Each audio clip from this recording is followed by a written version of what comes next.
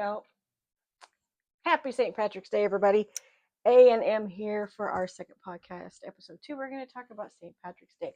Yay, St. Patrick's Day. That's my shorts, don't worry. It's nothing, no tutu.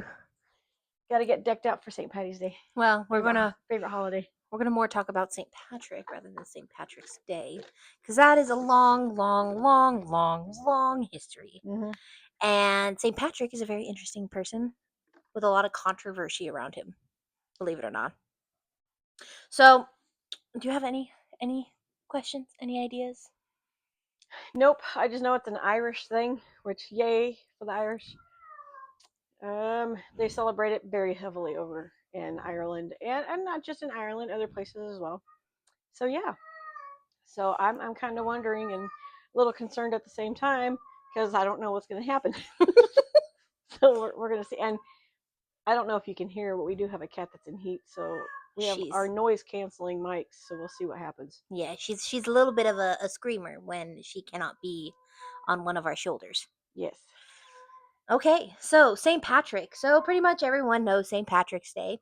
But the history behind the day is really interesting. It is not just a day to drink beer, as many people do, or green beer, or eat corned beef and cabbage, or dye the Chicago River green, which they dye it green.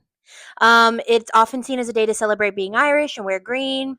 But first, we're going to talk about St. Patrick's. So St. Patrick's Day is always celebrated on March 17th. There is no change to that day. Every single March 17th will always be St. Patrick's Day. And that is because it's based on St. Patrick's feast day in the Catholic Church. So a lot of you may be asking, what exactly is a feast day? Because that's not a lot of common knowledge. So a feast day is a day to remember or celebrate someone or something in the Catholic Church. The most common kind of feast day is with saints or with holy people and celebrating their life and their death. So a fun little fact is that approximately there are about 10,000 officially canonized saints. So those are 10,000 people that the church officially recognizes as being in heaven. Oh, okay. You might wonder how someone becomes a saint. So now, saints by the Catholic Church are people who lived heroically virtuous lives and offered their life for others or were martyred for their faith and who are worthy of imitation. So there are 3 steps to become the saint. The first one is to be called blessed, which means the church recognizes that you have lived a heroic or virtuous life. So you'll hear, for example, Blessed Michelle. Or blessed this. That means they're in the beginning of the saint process. The next step is beatification, which means there is one miracle attached to the person, and it has been proven, and it has a proven miracle. So when they approve miracles have to be approved by a certain amount of people, certain group of people. It has to be shown that it is done by the specific saint they're talking about or the specific person. There's a whole bunch of research done into it. It takes years to become beatified. And after beatification, they are called a saint. They get if they perform a second miracle. And they has to be proven it is a miracle attested to the person that is beatified. So this process was actually started in the 10th century. So anything prior to the 10th century was created by word of mouth. So it would be the 10th century for people that may not know what 10th century is, like the year. Like what I'm not exactly sure. Okay, so a long time ago. But anything prior to the 10th century, the way somebody became a saint was by word of mouth. So if you thought somebody lived a heroic, virtuous life, you would tell your bishop. Your bishop would be like, yeah, you're right. They lived a heroic, virtuous life. I'm going to tell the Pope. I'm going to write the Pope. And then the Pope would be like, I like this bishop. He's usually correct. I'm going to make him a saint. That was the way they became a saint back in the day. Okay. Before they started this whole stepped process. St. Patrick became a saint before the 10th century. He became a saint in the 5th century. Ooh. So his was word of mouth. So there actually is no technical miracles attributed to him like all of the newer modern saints are. Okay. So, fun fact, St. Patrick is from a time where not everyone could read or write. And if they could read or write, it was very, very rare. Most often than not, most people who could read or write were associated with the church. This is back when the church, in the 5th century, the church, it was the Roman Empire. The church was pretty heavily involved in everything. So reading, writing was a rarity. So there's not a lot of documents about St. Patrick and his life, except those written by him or by his friends. Okay. So that is just something to keep in mind. Okay. So, St. Patrick, there is no date he was born. Nobody knows when he was born. He just miraculously appeared. They just know he was born. His father was a deacon and a minor local official. And when he was 16, Irish raiders broke into his family's villa and brought Patrick back to Ireland as a slave. He was a slave for 6 years, and in those 6 years, he relied on his faith um, really heavily. And then after the 6 years, he claims to have had a dream that a ship he was meant to escape on was ready. He fled, and he made it to Britain, where his family was. On his ride home, he almost died of starvation and was enslaved for a second time, where he escaped again. Jesus. So he had a real fun beginning. Um, when he made it back to his family, he started his studies and became a bishop at the age of 43. So he started studying, started writing. And at the age of 43, he wrote a book. Well, he didn't write a book, but he wrote in his book, the Confessio, that he had a dream that all the children of Ireland from their mother's wombs were stretching out their hands to him, and he took the dream to be a calling from God to do mission work in Ireland. He doubted himself really heavily, and so did everyone else in the church. A lot of people did not want anything to do with Ireland. Ireland's traditions, what Ireland at this time was pushing back really heavily on the Catholic Church. They wanted nothing to do with it. They wanted to practice their religion. They wanted nothing to do with the church. But he was like, I'm going to do it anyway. So he focused a lot in his work on pagan traditions, and trying to find a way to incorporate pagan traditions. Tataru?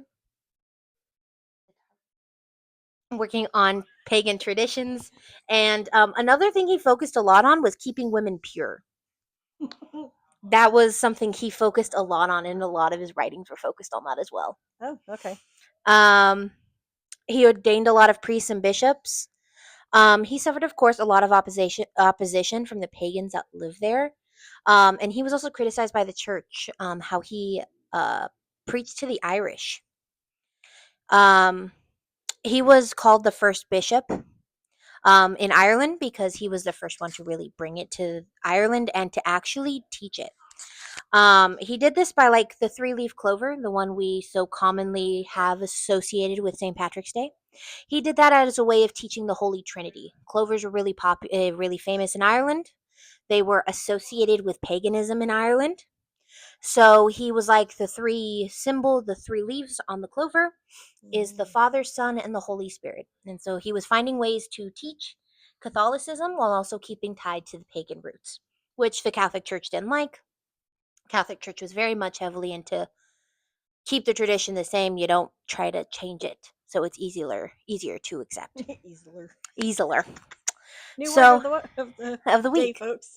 Um, he eventually retired, and he lived in Ireland when he retired, and he was buried in Ireland. His date of death is unknown. Now, you may ask, how did March 17th become St. Patrick's feast day? Because most feast days are attributed to the date of their death. The Catholic Church just picked one out.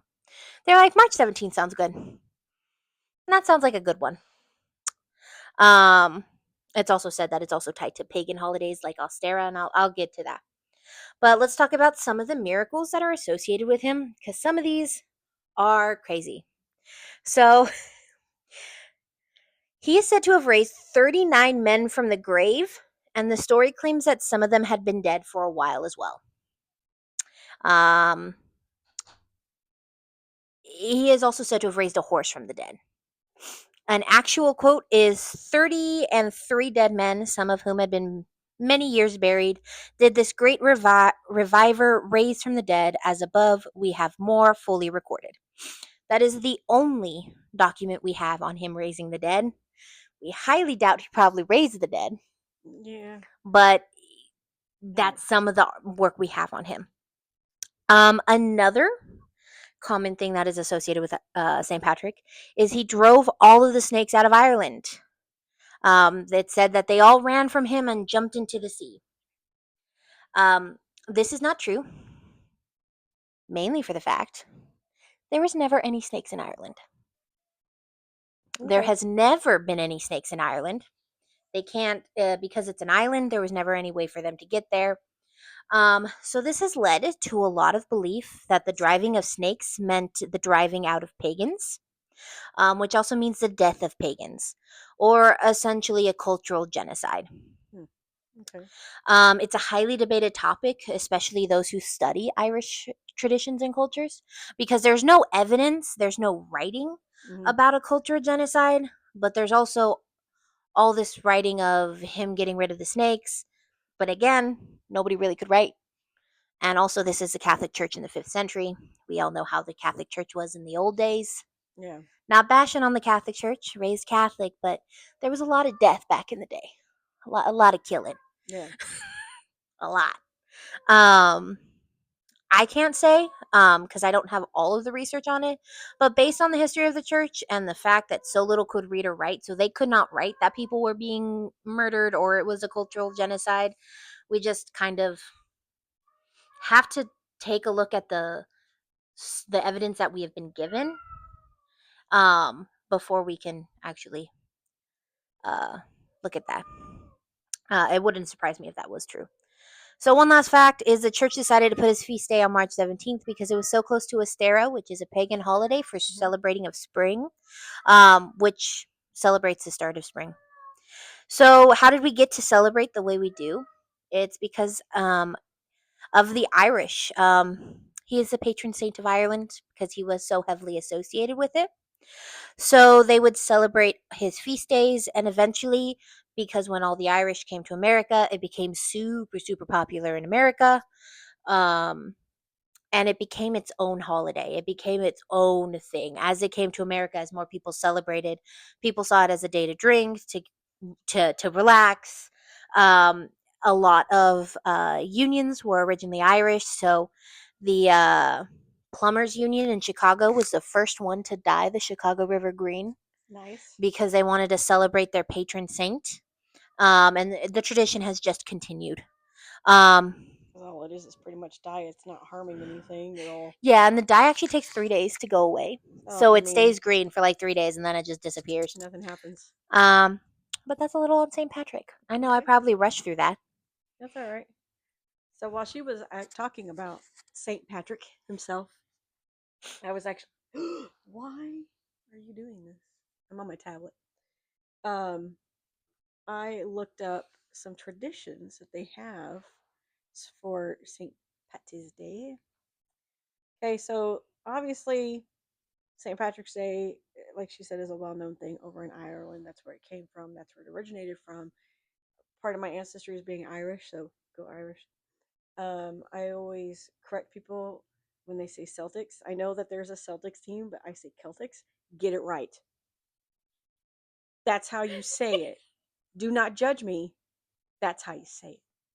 So pronounce it correctly. Come after you. I'm kidding. I won't.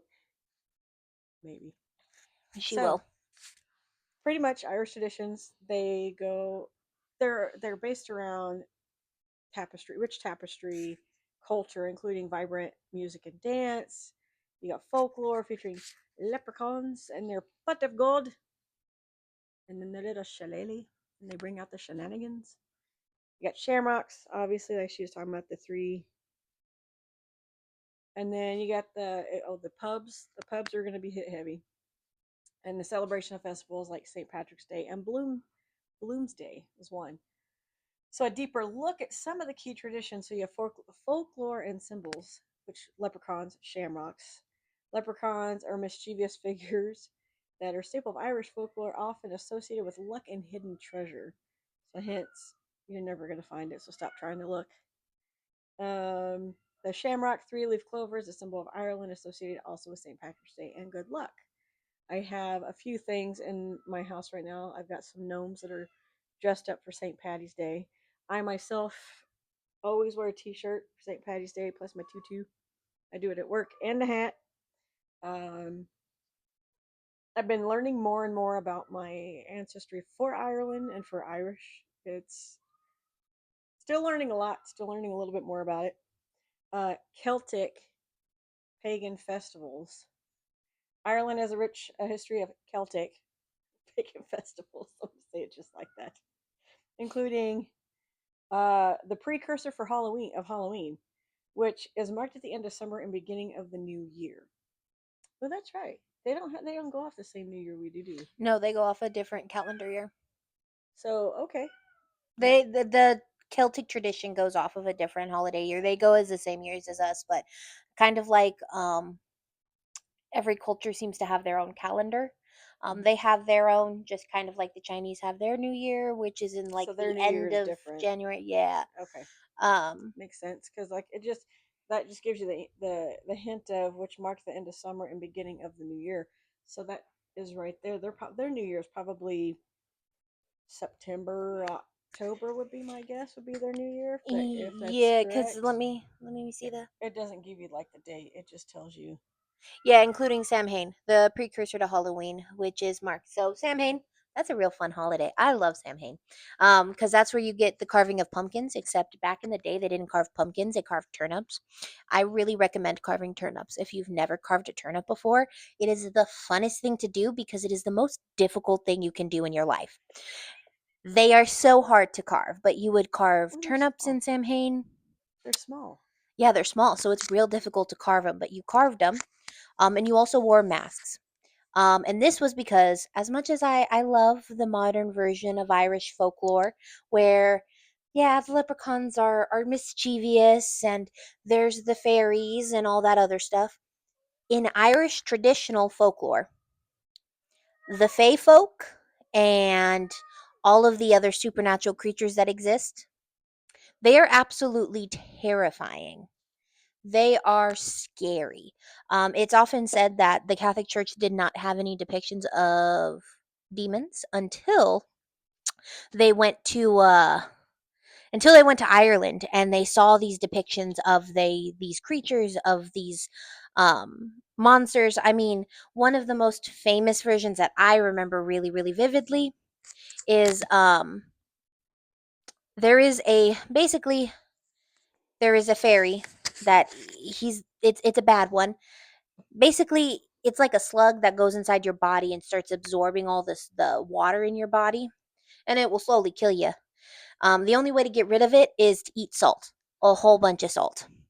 Um, so back then, the Fey folk, when they wore masks, it was the honest belief that it was to keep them safe, because if they look like the monsters that were walking around at night, they were less likely to get hurt by the monsters. So hence why we get the idea of wearing masks and all that fun stuff on Halloween, because they would wear masks so that they could blend in with the monsters.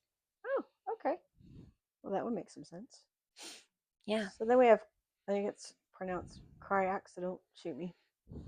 The Irish word refers to the fun, lively, and humorous side of social interaction often found in pubs and gatherings. So, in other words, being drunk and stupid. Music and dance. I'm just going to leave it at that. Drunk and stupid. Yeah, drunk and stupid. Irish dancing, a vibrant and energetic tradition. Irish dancing has evolved over centuries and is a cornerstone of Irish culture. There is a thing that they do every year, and it's not Irish, but it is Scottish. They do it every year here in Arizona. The No, it's Celtic and Scottish festival, and they do it every year, the first weekend in November. And we went. I had fun. Um, I had told John, who's the other half of the J&M's group here, that they throw telephone poles and they throw hay bales and they throw all of this stuff that is what you used to build with or feed your cattle or whatever. He didn't know that. He didn't believe that until we went, and then he's seen that they did that stuff. So that's something that they do. They do that here every year. Traditional Irish music, including fiddle, flute, and the little pipes that they use. Bagpipes. No, that's Scottish. Oh yeah. Plays a vital role in Irish culture, often accompanying dance and storytelling. Pub culture. Pubs are not just places to drink, but social hubs where people gather to enjoy music, conversation, and the crack. Food and drink. Traditionally, it is supposed to be on here. The traditional dish is bacon and cabbage, a traditional Irish dish often enjoyed for its simplicity and hearty flavor. But you hear a lot of people doing corned beef and cabbage. It is technically supposed to be bacon and cabbage, but you can, whatever your tradition is of how you eat it, that's up to you. And I if you really want to be Irish, you gotta have potatoes too. Yes, I love Irish potato famine. potatoes. That's why I love Reason why potatoes. do That you know makes sense. the reason why we have as many Irish people in America as we do is because of the potato famine and the amount of people Ireland is losing so many people, has lost so many people because of the Irish potato famine. Even though it was years and years and years ago, they lost so many people. They don't have enough people in Ireland anymore because of it. I'll move there. I'm down. It's pretty. It's pretty green. Do not touch that. Tataru, I said don't do that. You knucklehead. Gosh. So there's also, don't do it. Stop, turd. There is also Irish soda bread, a simple yet flavorful bread, often made with baking soda and other basic ingredients. It's delicious. St. Patrick's Day celebrations. This annual festival is marked by parades, green attire, and celebration of Irish culture. A cat is going to become a leprechaun. Stop. Oh, here's some other traditions. This I did not know. So if anybody ever goes over to Ireland and visits and you get off of a bus, it is common in Ireland to thank the bus driver as they depart the bus, a gesture of courtesy and warmth. So thanking a bus driver. Thank you for giving me this ride, or just thank you in general. Bloomsday, an annual celebration in Dublin, which I would love to visit Dublin, honoring the life and work of Irish novelist James Joyce. And then sports. Irish people are known for their passion of sports, particularly Gaelic. I think I'm saying Gaelic wrong. I think it's Gaelic, No, whatever. it's Gaelic. Sports like hurling and Gaelic football. St. Bridges Day, Oh, I have celebrated something on February 1st. This festival honors the patron saint of Ireland and is marked by traditions such as crafting St. Bridges crosses. Oh, I have a real fun fact on that. Mm-hmm. So, you may not, some of you watching this may not know this. I went to college and my area of study was folk saints. So, those are Catholic saints that the church doesn't necessarily approve of because they don't follow the way of the church. Mm-hmm. Um, Saint Bridget is often considered to be one of those folk saints that the church kind of had to accept. Saint Bridget was essentially the most beloved goddess in Irish Celtic culture. Okay. She was considered the three goddess. There was Mm-hmm. three aspects of her. People loved her in Ireland. And it said when the Catholic Church came, Saint Patrick and the rest of them came, they tried to get rid of of Bridget. And when they started to get rid of the depictions of Bridget, Yeah. the Irish people lost it. They got really mad about it, and it got to the point that the church was so scared. Well, they say the church got so scared that eventually they said, you know what? We're just going to say St. Bridget is a saint. We're going to give her a feast day. We're going to say she's a saint. We're going to give her a backstory. Because, much like St. Patrick, she was done long before there was any actual time to have evidence or proof of an actual person. Oh wow. And so, a lot of theologists actually theorize that Bridget, Uh, because her story is very similar to the goddess of Bridget, yeah. is actually they actually decided to make her a saint because the Irish people loved her so much and they didn't know what would happen. Fun fact, that's actually really common in cultures. Huh. That when they try to take something from a culture, Yeah. people get really mad. Well, yeah, because it's part of your culture. Why would you? Stuff should not be removed from your culture. But as time goes on and the years have gone on, things have been disappearing. Things have been going away to where people don't know a whole lot about it unless they research it themselves. But then again, they're also pulling things off of the internet, so Yeah. you can't find the culture and something that you lived in. And I'm going to correct myself because they do also use bagpipes with Ireland and with Scotland. So it's like one and the same. I'm trying to find clothing on here so everybody I could show people what their common dress is. Yeah. You get tartans. Tartans are a part of, like, I have a tartan in my family on my ancestry, and it's blue, red, yellow, green. So it's pretty much like the very vibrant, bright colors. You have some that are like, I like the ones that get the blue and the gray and the Mm-hmm. brown. That's a pretty color. But there's like a whole history known for Ireland and Irish, and I never knew any of it. And what's funny is for years I would always make shepherd's pie. Shepherd's pie for the longest time. Never knew that was an Irish dish. We John and I went to the Celtic festival, and I was like, I'll get mince and toddies. Well, what mince and toddy is, it's a shepherd's pie turned upside down. You have the potatoes on the bottom, and you have the gravy, and then you got the minced meat with the peas and the carrots. And I'm like, what the crap? I never knew I was making an Irish dish this whole entire time. I knew I was Irish because I have an attitude like no tomorrow. Okay, I have comebacks, snapbacks. I will get pissy in 2.5 seconds if you just push that button the right way. And so I kind of knew that part of me. And then that's why I said I did a DNA thing.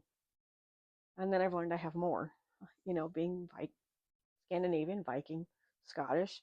So Scottish and Irish to me are almost like one and the same, but they're not. They seem like they have the same traditions almost to a certain degree, like the tartans, the bagpipes, the music. And you have to think they're so close in proximity. Yeah, Though I do say Scotland got their freedom earlier than Ireland. yeah, that is true. That Ireland, is what? true. The South Ireland got their freedom only a couple years ago. They were still under British control. Like Northern Ireland is still under British control. And if you ask Irish people about how they feel about being under England's control, they don't like it. We don't like to be controlled. What can we say? They want their own freedom, their own government. Yep, they. Sorry, guys. I'm trying to find clothing on here because just for you guys to see the type of clothing that they wear. So here, this is some at the very top. You can kind of Google it yourself, but those are some of the dresses that they used to wear. And if you go to these things, I don't like that one. They also have like the men in the kilts. My favorite thing, like these guys right here. So they got the different kilts and stuff like that they all wore. There's like a lot of. It's a good history. It's a good learning experience to know exactly where you come from when you do the ancestor DNA. So I highly recommend doing it. Get it when it goes on sale around Christmas time or Black Friday, and do it. You never know what your heritage is until you do that. You spit in a tube and you send it in, so they get to play with your saliva. Disgusting, but worth it. Yeah, it is. Because I think I'm half Irish. Well, little less than half Irish, and then the other half is Mexican, which is hilarious. And just the fact that actually, fun fact, there is a lot of Irish people in Mexico. A lot of Mexicans have Irish blood in them, because back in the day, the Irish would spend a lot of time in Mexico. They would go to Mexico, um, and so hence why a lot of the times, if you'll see a lot of pale Mexicans now with red hair, and that's because they have a lot of Irish in their genes, because there was a large population of Irish in Mexico. Okay. Yeah, fun little fact on that. See if I can find something else here. You got the Irish flag, Irish flute. Ooh, Irish wolfhound. You Oh, I guys ever love those seen one of dogs. these freaking dogs? I I want one. love them. Look at this. I need one, actually. I don't want one. I need one. Look at that big boy. I want one of those. Irish wolfhound. Those things are huge. They would go up to, if we're being honest, like this is a good way off they would be like to here, They don't even need to sit on the off the couch. They could floor. just sit on the floor. Their sitting would be on the couch and it would look normal. I need one. They're so cute and cuddly and Yes, they adorable. are. They also think they're lap dogs, which No, it would not sit in my lap. I'd die. which I would totally let sit. So let's see. Let me see. So the life expectancy for one is 6 to 10 years. So not very long, but And worth it. they it gets that way with the bigger the dog you have, the less life expectancy they have. Let's see, their temperament: dignified, sweet tempered, loyal, generous, thoughtful, and patient. So, I mean, there you go. I mean, it's Irish is a fun holiday. It's a great holiday. Go out and please be safe. Have fun. If you're going to go out and drink, do not drive. Call a cab. They're everywhere, Please, especially in New York. there's They're everywhere. there are also Ubers and Lyfts Ubers, now. yes. Please be safe. Take it Um, easy. Have fun. If you go with people, stay in a group. You know, just be safe as you're doing that. If you're not going to drink, be the designated driver. Um, I was going to show this one thing here that I bought at Barnes and Nobles. It's Irish folk and fairy tales book that I bought. It's about that thick. I haven't read it yet, but you can get it at Barnes and Nobles. Pretty cheap book. Has like different stories in it. Maybe next year when we do one, I can find a short story and we can kind of go off of it and read it and go from there.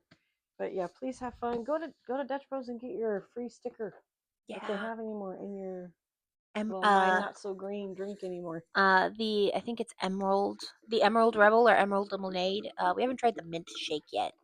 Not mood. No. Yeah, not minty flavor, but the Emerald one is delicious. I love it.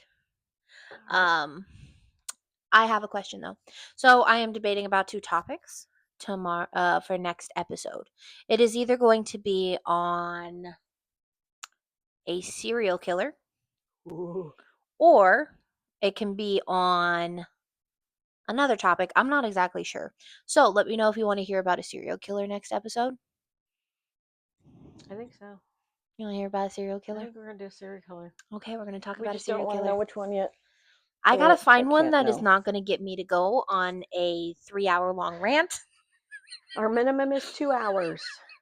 And if we're gonna do that, we're gonna go live instead of recording. Who knows? Maybe next episode will be a live one because depending on which one, I have an idea of the one I want to do. Mm-hmm. Um, but I just need to get a little bit more research done on it Okay. because it's not going to be the super famous ones. I'll touch up on Ramirez and Ted Bundy and all those, but those are going to have to be like multi-parters.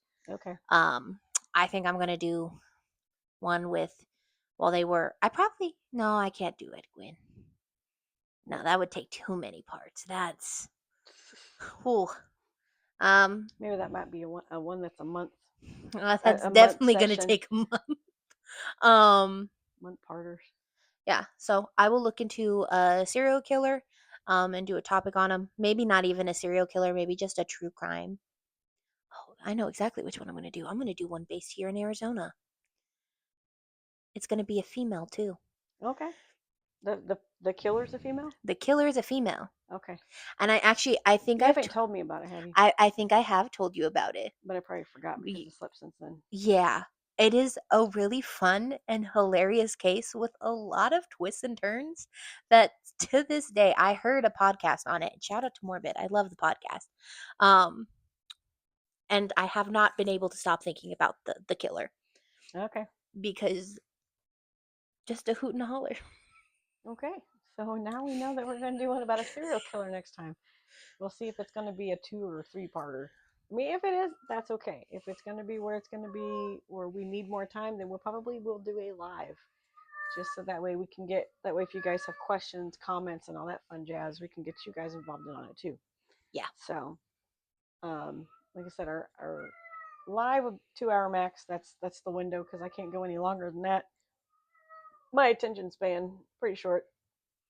So And I will talk slower next episode. I know the beginning of this episode I started talking really fast.